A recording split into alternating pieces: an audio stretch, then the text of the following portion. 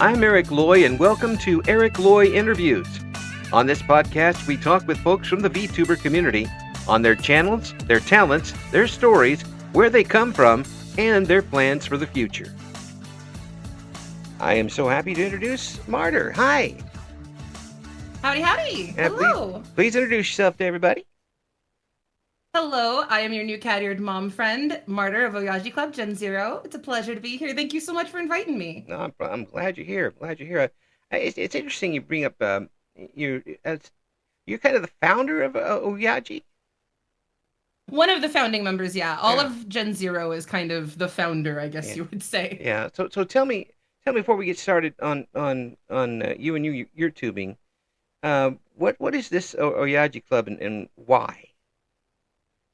Okay, yeah. So Oyaji Club is a little group that a few of my friends started, and I started. That is a VTubing group, not an agency. We don't have contracts or anything like that. It's just a support group for VTubers who are 30 years old and older. And the reason that we did that is because one of the things that kind of when we started in late 2023, we noticed there was a lot of conversation about, oh, well, you're 25 and you're VTubing, cringe. And it was just like, no, like VTubing isn't just a young kid's game. Like VTubing is for everyone. Like personally, I'm like, hey, you should probably like be an adult, like minors if you want to learn how to do all that stuff. And then when you're like actually an adult, come out and do it. Absolutely. But like, there is no age limit. Like people who think that once you turn 30, you're just supposed to start listening to C-SPAN and, drinking like oat milk and eating your Wheaties. Like, nah, bro. Oh God. Like, no, please. Like I still got to eat my Wheaties, but let me be a cat girl on the internet. Like That's right. I've still got, I'm still just a cat boy on the internet. Gee.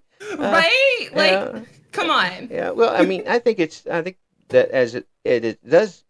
And people say, "Oh, it's on downturn." I don't think that at all. I think there's more people doing it, and there are people who are older than teenagers doing it. I'm not saying you're old because I am much older, so I'm not. We've got from 30 to kind of mid 40s in our midst of the club. So yeah, amongst friends, don't worry. I still don't qualify,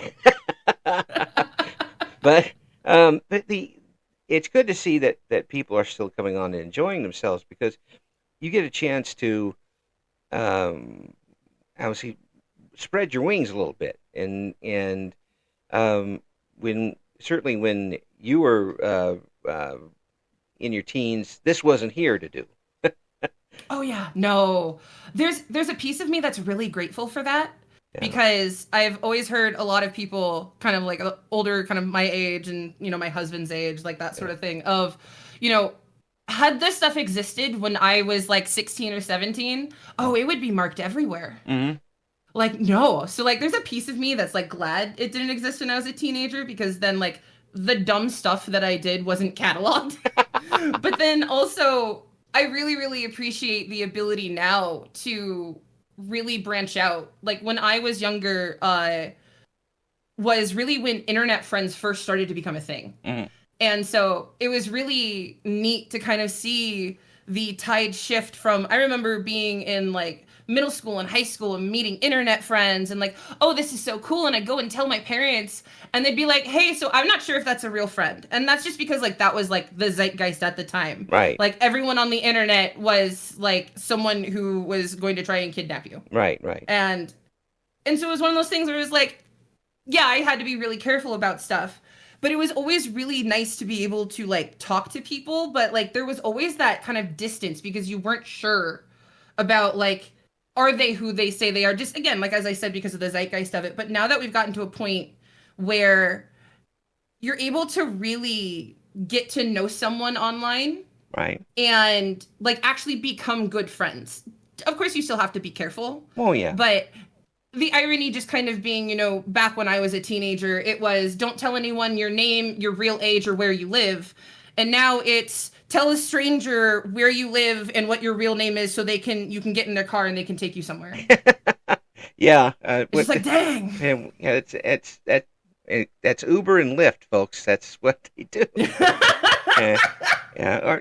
Or I got to say, Just rideshare services. yeah. Or how about DoorDash? I mean, Oh yeah, it's so crazy. I work at a police station in real life, and I know some of the folks who do DoorDash. I've met them in ways that you don't want to be you don't want to be seen. Yeah. Like, oh, they're touching my food. Yeah, no, that's one thing that, kind of my husband and I moved a few years ago out of a different state. And it's kind of no matter what state you're in, you got to make sure that you're like looking at the ring Oh, because oh yeah, like if someone's doing something. yeah, Luckily, most of the time it's been pretty good. The worst that we've run into is some stolen drinks, if anything. yeah, But then yeah. we're just like, all right, guess I don't get my sody. That's fine. Yeah, I'm more worried about the background of the folks who are carrying the food in. If Oh they're no, that's absolutely legit. Especially because I remember a few years ago there was like trend of people like going to grocery stores and like opening the ice cream and licking it and putting oh, it back. go, Yeah, go, yes, like there's a reason that you'll notice that a lot of manufacturers for frozen goods or kind of any goods now make sure there's that tamper plastic seal on it. oh yeah, yeah, and it'd be like, well, it's harder to get in. Yeah, it's harder to get in. That's what's supposed to be. Yeah, exactly. That's the point. Thank you for. Not sure if you missed or found the point, but Yes, congratulations, there yeah, it is. yeah. Somebody didn't stick their tongue halfway down it. Okay, you're perfectly fine now. Uh, Yeah, exactly. Good gravy. Um, so why did you get started with VTubing? So it's kind of a funny case. I got started because I was one of the people who lost their job in the pandemic. Hmm. And fortunately enough, the company that I left, was great in helping me out. And, after some conversations with my husband, we just decided, like, all right, I'm going to try this. Like, so I went from, like, just kind of sometimes, I think, like, once a week ish. I would stream on the weekends just because I was like, teehee, I want to show people video game. To I was like, hey, like I really think I can make this a thing. And I had originally started like kind of doing some like game reviews and stuff like that online. Yeah. And that's kind of what led into the streaming part. And then that's what led into I think I can make this a thing because I had seen like really, really surprising growth for at the time. Yeah. And Yeah. so when my husband and I moved states around the same time, I went full time VTubing and full time housewife. And so it was really exciting. It's been really neat. VTubing specifically, I got into because I wanted a visual representation of me on screen, but I didn't want to do a webcam. Okay. Well, that makes It sense. was that simple. Yeah. And also because there's the anonymity of it, but there's also the I don't want to spend 2 hours doing my hair and makeup. No, Yeah. I ain't doing that. There's a lot to I that. don't got the time. But Exactly. And and like to all of like the people who use webcam and like you have the elaborate backgrounds and the makeup and the hair and like the costume, Godspeed.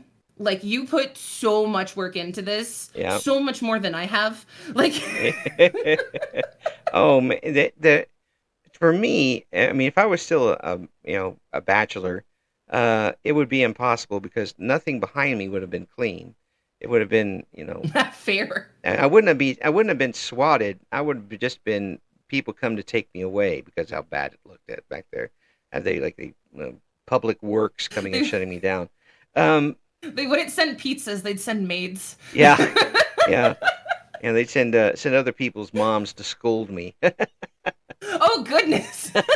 Bring out the big guns on that That's one. right. But it does provide you a chance still to kind of spread your wings a little bit because that's you, but it's Hmm. not you. It's you get to it's a weird thing to describe because it sounds contradictory, but that little bit of anonymity opens up a lot of things. And It really does. yeah, and some people take advantage of it for the wrong things. But if you like how you're doing it, building up a community and still obviously enjoying yourself while doing it. Um, when you were a teenager, that wasn't happening. When I was a teenager, we were No. playing video games in arcades, so Yeah. it definitely wasn't happening then. Um, how does that strike you when you know that you could be having conversations with people standing on the other side of the planet? It strikes me kind of two ways. It's it's something that I've done kind of forever in the sense of I remember being in middle school and like I had friends in Australia. Mm. And so it was one of those things where it was just like I had friends in so many places just because of I had most of my social life online, to be honest with you. I was kind of a loser when I was a kid. I won't lie. I like bless my little kid heart, but like she didn't have a lot of friends. And so I took solace in the internet and finding friends online. And so I found a lot of really cool people that I'm actually still friends with today. Cool. And that's one of the things I think is a really amazing testament to the power of the internet. But what will never cease to amaze me is the other side of that, of the fact that you can just like reach out and touch someone anywhere in the world at this point, that your words can hit them, and you can be that light for them. Like I've had so many people actually come into my chat and say, hey, like, I'm military and I'm stationed and I really miss my family, but coming in here makes me feel a sense of community that I don't feel anywhere else. Oh, And that's like cool. that hits me. Like that made me cry. Cause it's just like what like the to have that honor of creating a space where people feel so comfortable that that is their space, almost a second home. I just it's and it can be anyone. It can be someone down the street from me. It could be someone across the ocean from me. It's a really humbling experience, to be real about it. Oh yeah, yeah. I tell you, the it comes with responsibility too, doesn't it? It really does, because you have to be very careful about what you're saying Right. and kind of how you do things.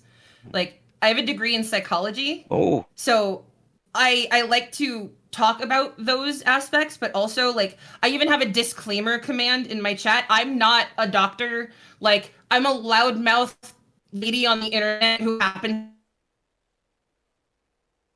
to have opinions, and they are informed opinions, but I am not a substitute for a doctor. yeah, Like, yeah. and I have to make that so very clear, because I don't want people coming to me and thinking that me spouting my opinions on how to take care of yourself during hard times is medical advice or a substitute for a therapist, because no streamer is a substitute for a therapist in that sense. Well, yeah, and there's just so many other things involved. I mean, you the only thing you know about them is that you know their username and they're on the internet. That Yeah. I mean, they could be. There's a lot of things that go into this type of diagnosis and treatment, and now if you want to put a little wind beneath their wings, that's a different story. I mean, uh, Oh yeah, propping absolutely. propping people up and telling them what a good job they're doing when they're doing a good job. But I try to do that, and I'm certainly no therapist. But if somebody wants to be my therapist, they can certainly line up. I can certainly use two or three of them. Um, the it provides you a chance to almost create your own world, um, and you're in control of it if you're doing it right. Hmm. If it gets out of control, it can be pretty bad. Yeah, there's a lot of ways that that can kind of go belly up, and I do my best to really be aware and be aware of and mitigate those things, because my community needs to be a space that first and foremost I am comfortable in, Hmm. and second most is I need to make sure as many people as possible are as comfortable as they can be in. I understand that, like, there's going to be some people who come into my community and go, this isn't for me. And you know what? That's fine. Not everything is for everyone. And if you gave Martyr's Corner a shot and decided this corner wasn't for you, then c'est la vie, Godspeed. Yeah, yeah, yeah. And I really don't understand. And maybe this is old man shaking fist at cloud stuff, but Lay it on me. yeah, I don't understand when people come in and if something's not for them, they want to leave a bomb and leave. Do something stupid, say something ridiculous, uh, take a shot at the person running the show. If you don't like it, just turn the channel like we used to do on televisions. Turn to the next channel. Uh, Scroll, bro. and just you don't need to put molasses in somebody else's Wheaties. Okay, you can just take off. And by molasses, I don't actually mean molasses. I mean lots of other nasty stuff. Um, just say goodbye and go from there. Uh, to me, it takes too much energy to do something like that. I don't know where everybody gets the energy to be so nasty sometimes, but Right. I'm kind of in the same boat. It's really confusing sometimes because it takes so much more energy to be like rude and leave all of these messages than to just click a red X. yeah, yeah, or yeah, just look at the channels there, and there's going to be somebody there that you're enjoying. If you don't go on Twitch or whatever streaming service, and if you can't find something that you can enjoy, you're not looking. Agreed. I mean, there's just too many things going on. Um, are there certain types of streams you'd like to do that you haven't done yet? Oh man. So I have a couple. I want to do more karaoke and like musical streams. Yeah, I've done like two karaoke streams in yeah. the almost 5 years that I have been VTubing, so I am very lacking. Oh no, I mean that's more than a lot of people will ever do. I'm just I didn't even think about karaoke until I married somebody who was a singer. Like, oh, That's how it works though. yeah. That's how it works though. Is the same thing with my husband cuz I when we met I had just changed majors Mm. and I'm an oboist. And Ooh. so it was one of those things where it was just like I remember like telling him, "Hey, I'm a musician." And he knew what to expect but also didn't because Yeah. like he was like, I was expecting you to like lock yourself in your room and play music and stuff. Like I expected that. I'm like, yeah, but you weren't expecting me dragging you to a concert Yeah. Yeah. because we're going to this concert. Oh yeah, absolutely, absolutely. Yeah. We actually have in our local town in Illinois, a Danville, Illinois is where I'm at. Hey, dox myself. Where to go? People can find whatever I'm at. Uh, we have a symphony orchestra. The city has Oh an heck orchestra, yeah. and when my wife and I went, got free tickets and went. It was Hey. an oboe performance. They Oh Yeah, beautiful. they focused on the oboe, and that is you can tell right away if there is an oboe in the orchestra. Mm-hmm.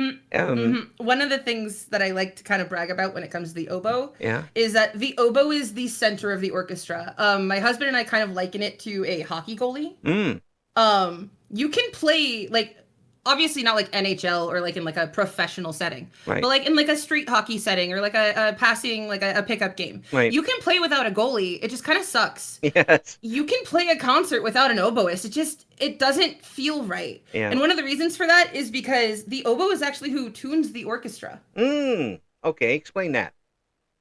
So one of the things that will happen in symphonic orchestras, or essentially orchestras that mix both wind and strings, is there's always the warm up at the very beginning, Mm-hmm. and then there is the tuning note. Mm. And more often than not, this will be played by one of two people. It'll either be played by the first violin, so the concert chair, Mm-hmm. or it will be played by the first oboe. Wow. And the reason for that is because the oboe is one of the few instruments that has such a consistent sound and tuning that you can almost always rely on it to be pitch correct. Wow. Oh, I didn't know that at all. I didn't know that at all. Well, it's Yeah, this. I just know the sound is so unique. Um, and it depends on like what instrument you're using too. Oh, I could go off on this. I didn't mean to interrupt. It's just it's so no, you're go right ahead. and it's so fascinating. It is fascinating to me. I, uh, I can tell right away because I do listen to classical music. I am a snob when it comes to that stuff. I don't listen to anything that was made after 1900.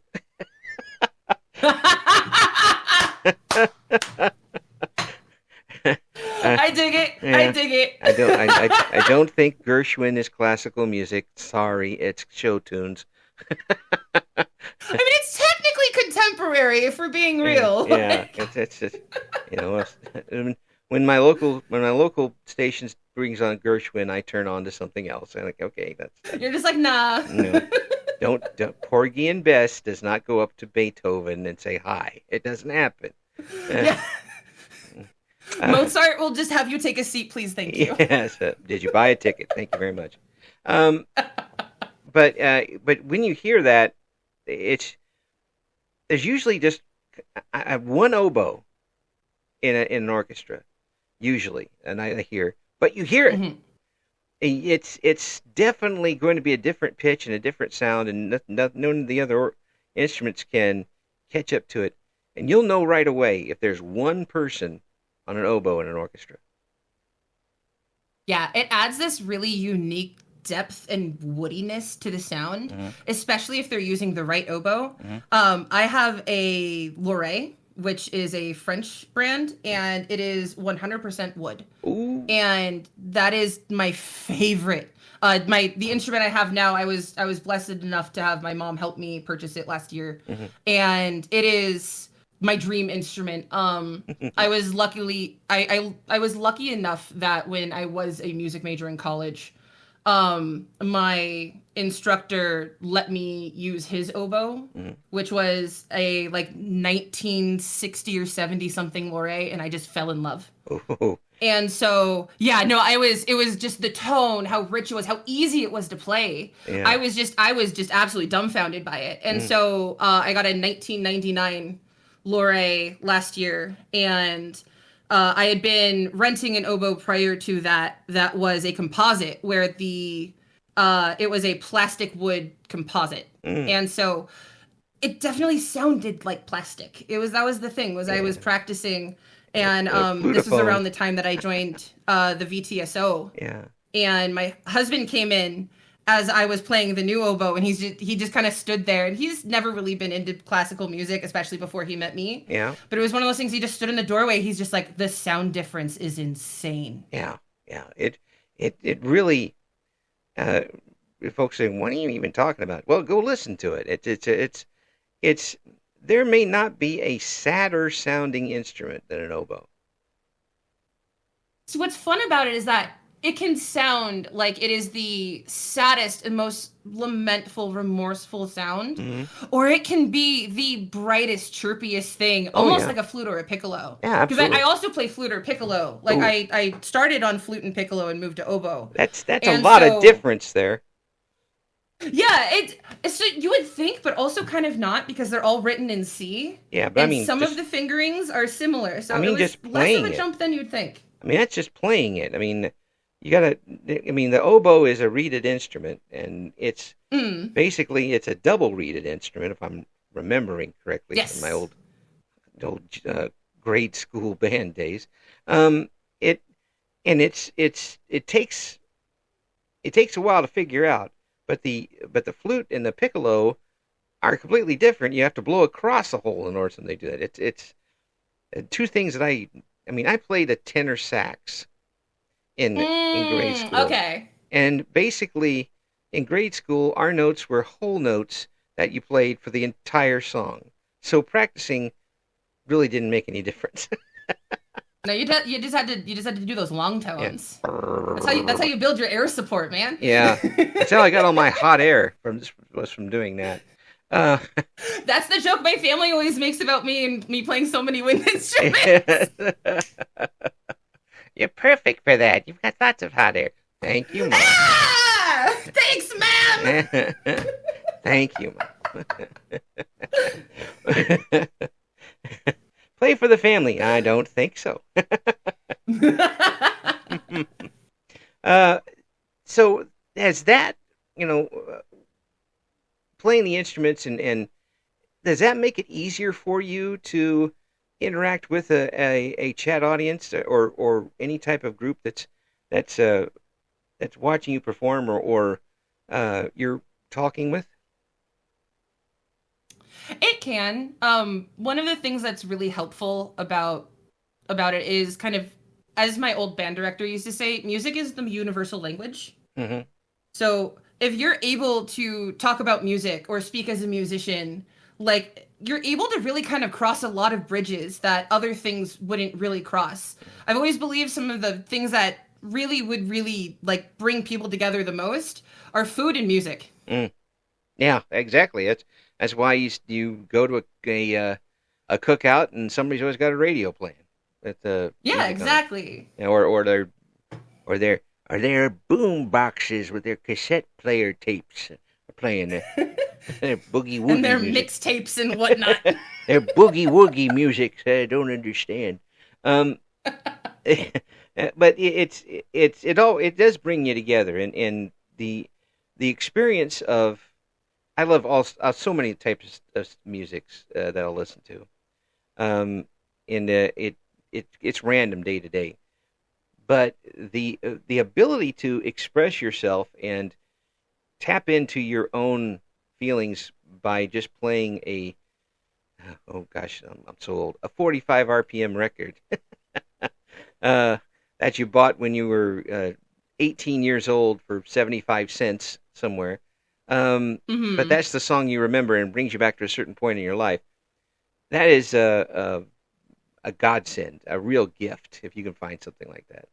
Um, The so, irony of that is that I actually have a song in particular that I've played on stream on flute that gives me that. yeah. Well, would you mind sharing the name of Of course, it's Scars of Time from Chrono Cross. it? Ooh. So, When I was super young, I figured out how to play it on my own, like just kind wow. of the by ear thing. Okay. And like I was probably late middle school, early high school, and I actually used it as an audition piece for an ensemble, and I was one of the youngest people to get in. So basically, I'm talking with a genius No, and savant here, and that's what this is. no, no. I was blessed enough to have parents that were very supportive of my music career. Yeah, And it's one of those things that I was lucky enough to find what I was good at a really young age. yeah. But I mean, you also worked at it, obviously. I mean, and talent doesn't work unless you work. Um, it'll get you so far. Fair enough. But I mean, you learned it on your own, so you did work at it to do it. Um, and that takes a lot because my wife learned how to play piano by ear and was playing it at churches and such and singing, which I think is amazing. That Uh, is. I could um, never do that on piano. Like yeah, having the two hands do two different things. Like she is amazing for learning to do that by ear because that would absolutely like I tried playing piano and I ditched it for oboe. yeah. But she couldn't read music, and she was doing these songs, and I'm like, that's pretty amazing. I can't even get one hand to do the thing I want, let alone two. I mean, and when That's so I'll be cool. writing with my left hand, my right hand will be slapping me in the face. I can't even get that type of thing going. I'm double uncoordinated when it comes to that. But that type of performance early on, have you ever been afraid of audiences, or has it been easy for you to get up on stage in front of people? I am terrified every single time. Ah, That's one of the things is I have a very specific experience that I always recall. I had a really bad injury back in high school, and it didn't impede my ability to play, but it did impede my ability to walk. mm. And so it was one of those things where there was a performance that we had, and I went up and I had like three different solos and two songs. Oh, I blacked out the whole performance. oh, Like I barely remembered it, but also we came out of it with everyone going, "Dude, Martyr, that's the best you've ever played." I'm like, "Huh? What?" yeah, And so it was like a high it was like a high caliber sort of thing. yeah, And so it was one of those things where like I was terrified, and I always am, whether it's playing music or just hitting the go live button for stream. yeah. Like I always get the nerves and anxiety. It was double bad when I did a karaoke stream Mm-hmm. where I was playing music. Mm. Like you're gonna You're I playing it it. was for a Oh sorry, please. Go ahead, go ahead. I was gonna say it was for a fundraiser for the VTuber Symphony Orchestra, and I started it. I was the channel it started on. Oh, cool. It was, I was terrified because it was my first time ever. Like, I did a karaoke, like a singing thing, stream for my birthday, like 2 years prior. Mm-hmm. But this was the first time I had ever played any instrument on stream, and I was playing all three. Oh, wow. And so I remember reaching out to my director, as your sniper. I'm just like, Azure, what do I do? Like, I am so terrified. I haven't played like for years. It's been like, because I stopped playing for a long time. Yeah. I basically didn't pick up an instrument for close to a decade. Ooh, And VTSO is actually what brought me back into playing. cool. And so I reached out to Azure. I'm like, what do I do? Like, I'm so scared. He's like, do a shot. I'm like, I'm not gonna argue with my director. Let's go. Well, if you insist, please Exactly. don't twist my If arm my, there. if my director says I can drink, I'm drink. Damn it. Yeah, it's not my choice; it's their choice. And Exactly. It was my director. Yeah. He told me to do it. And after that, bing, you're right in there. Oh man. And after 10 years, you decided to bring out your instruments and in front of potentially a billion people and play. When you put it that way, yeah, it sounds scary as hell, and I guess it was. I'm never going on again. No, it's honestly, it's really fun. It Yeah. it brings back a part of me that kind of like laid dormant for that time.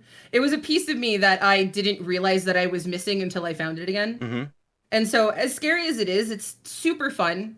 Like the first thing that I actually released after a decade of silence from the doot doots, was there was a competition that a few of us from VTSO entered. Mm-hmm. And it was it was a for doing music covers for video games, and it was supposed to be like low key, Right. like kind of like cozy music. Right. And so we did a bossa nova version of the Final Fantasy theme song. Oh, I love bossa nova. And it was fantastic. I feature on it on flute and oboe. Mm.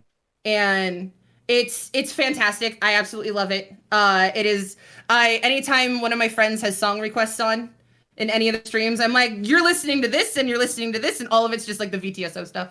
Like, Oh, Brazilian jazz and that stuff is something I listen to a lot too. I if you're a Final Fantasy fan, absolutely take a Yeah. look into it, because I am astounded at the work and everything that went into it. The mixing, all the sprite, like the music video is all sprites of the members in like the Ooh, Final Fantasy style. Like cool. all of the work that I would, all I did was play music. There's so many other people who did so much more work. Corns McGowan, Lavi Arce, like I don't know if I'm saying Lavi's name wrong. Lavi, if you hear this, I love you. I'm sorry.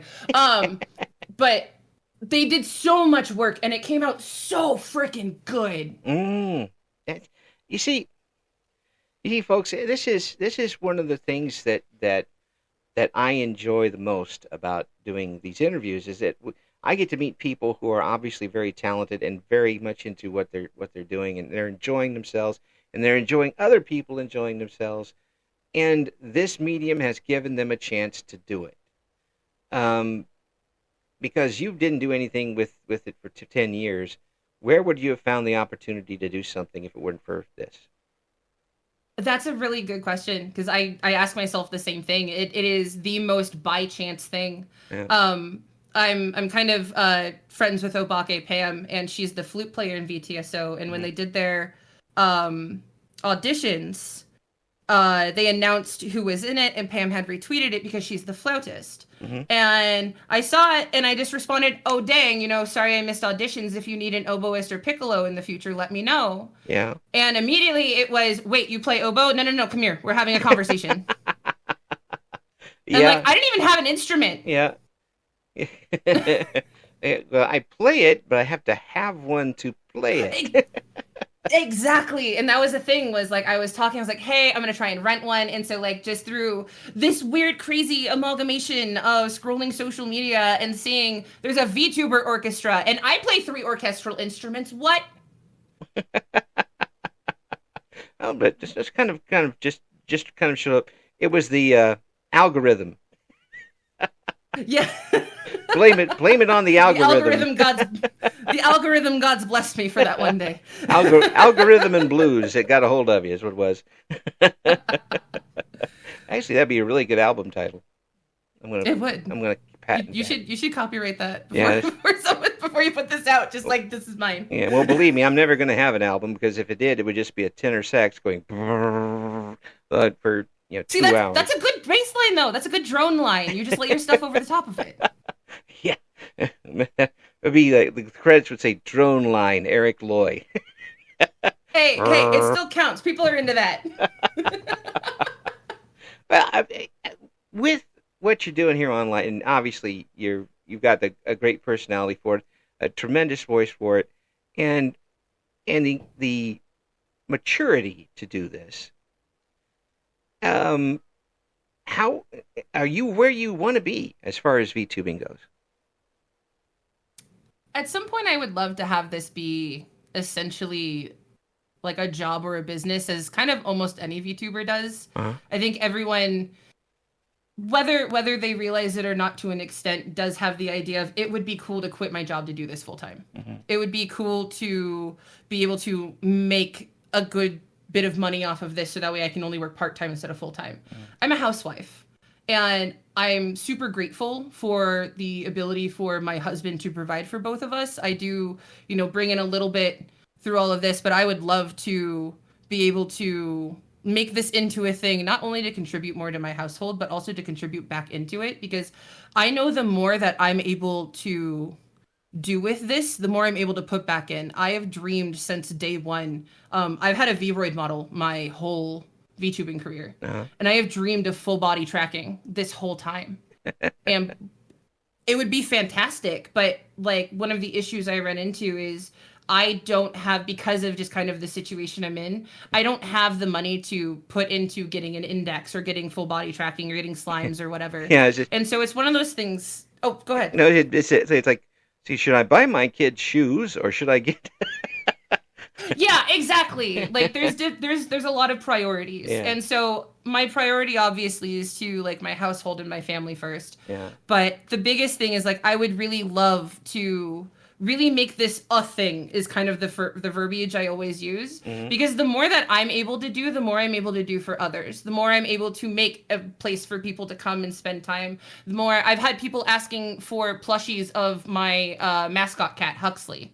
Like I've wanted to do that for years, but like I just don't have the funding to do it. And so to an extent, it almost sounds shallow that I'm giving this answer, because if you really boil it down to brass tacks, it's money. But it's not just money. It's money to make sure that I am able to continue doing this for everyone in the future. Yeah. Like I remember talking to my dad about this at one point, and my dad was one of my biggest supporters. Cool. When I first started VTubing. Mm-hmm. And I remember actually like sitting down with him and talking to him about this. And he said that he was absolutely astounded by what I was building. And that was one of those things that having someone who is so far removed from the internet and VTubing and just kind of that whole like nerd weeby space, like see what I'm doing and be like, this is great. Like told me there was something to it more than what I was seeing. Yeah. And so that means a lot to me. Like one of the reasons that like, even though like I'm not like, again, I'm coming up on 5 years and there's a lot of people be like, oh, well, after 5 years, like you're only here. Mm-hmm. I may quote only be here. I'm doing this because I have people who believe in me. My husband believes in me. My dad believed in me before he passed. I have people who see what I'm doing and see how good it is. Even if I sometimes don't see it, mm-hmm. I believe in it. It is kind of the Gurren Lagann. I believe in the them that believes in me. Mm. Well, I tell you what, Martyr, I believe in you. I know. Shush. Yeah. I absolutely. After talking with you here, it's just been, it's gone by so fast. And I have so many more questions. Oh, shoot. So I'm going to have to bring you back sometime and talk more.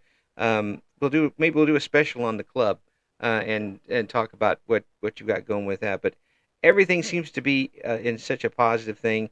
You've got such a great attitude. Obviously, the immense talent to do this. Nothing but the best in the future for you, I hope. And anything I can do to help from my little place in the Midwest, I'll be glad to. But keep us updated on what's going on, okay? Absolutely no, and thank you so much. I really super appreciate you taking the time to invite me and just kind of doing this generally. It's really awesome. It's really cool to see someone really reaching out to smaller VTubers and being like, "Hey, let's have a conversation. Let's do some cool stuff." Because it feels like a lot of smaller VTubers get forgotten, and so it's really cool to have someone who's so into this. I mean, you've done over 400 of these interviews. You are so passionate about this, and I super appreciate you doing this as well. Thank you for listening to Eric Loy Interviews. Join us again next time when we talk to another member of the always interesting VTuber community.